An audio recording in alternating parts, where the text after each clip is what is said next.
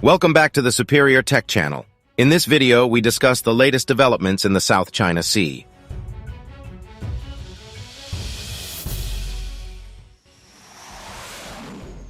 The U.S. military plans to construct more than a dozen projects at 4 Philippine sites, including bases it will use under a newly expanded defense deal, a Filipino Armed Forces spokesman said Thursday.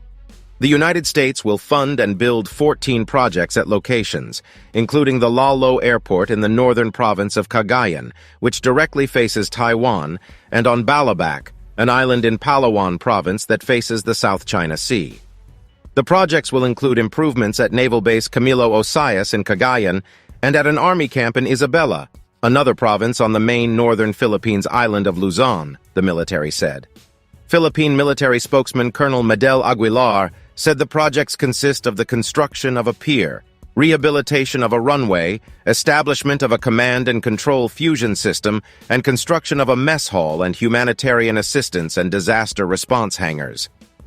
The projects will strengthen our capabilities because these EDCA sites will facilitate the conduct of training, Aguilar said, referring to the Enhanced Defense Cooperation Agreement, a bilateral pact that was broadened earlier this year. The construction will come after Manila agreed under the EDCA to allow Washington to have access to more Philippine bases amid tensions between China and the U.S. over Taiwan and between China, Taiwan, and countries contesting territorial claims in the South China Sea. While Aguilar did not say how much would be spent for the projects, the Foreign Affairs Department previously said that Washington had informed Manila about plans to spend at least U.S. $100 million for upgrades at a total of 9 military bases, which U.S. troops can access under the agreement. The EDCA is a supplemental agreement to the Visiting Forces Agreement, a pact that specifically grants legal cover to large-scale joint maneuvers by the two longtime allies. In addition, the two nations are bound by the 1951 Mutual Defense Agreement to aid each other if one comes under attack. Earlier this month, President Ferdinand Marcos Jr. told a security forum in Washington that Philippine bases would not be used to stage attacks against a third country. Instead, he played down widespread public fears here that the Philippines would be embroiled in conflict should China attack Taiwan, a U.S. ally considered a renegade province by China. In the Philippines, U.S. troops may position assets at EDCA sites to respond to emergency situations, including natural disasters.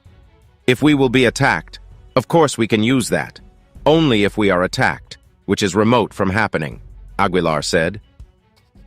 The Philippine delegation, led by Armed Forces of the Philippines Chief of Staff Andres Centino, visited the province's Enhanced Defense Cooperation Agreement sites, which are designated Philippine military bases, but allow U.S. access.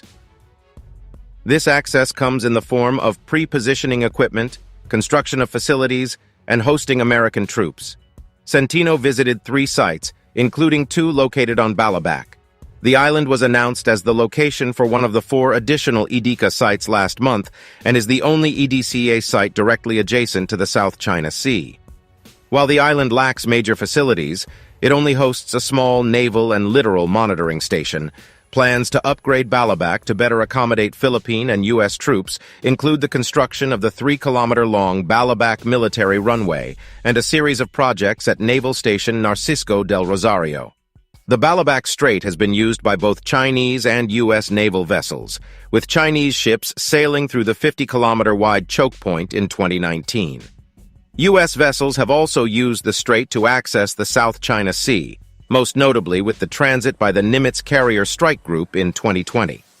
Projection of maritime domain awareness capabilities from the airbase was heavily emphasized in a May 17th Philippine military press release, which stated that the runway will allow for aircraft to detect intrusions in the strategic maritime routes.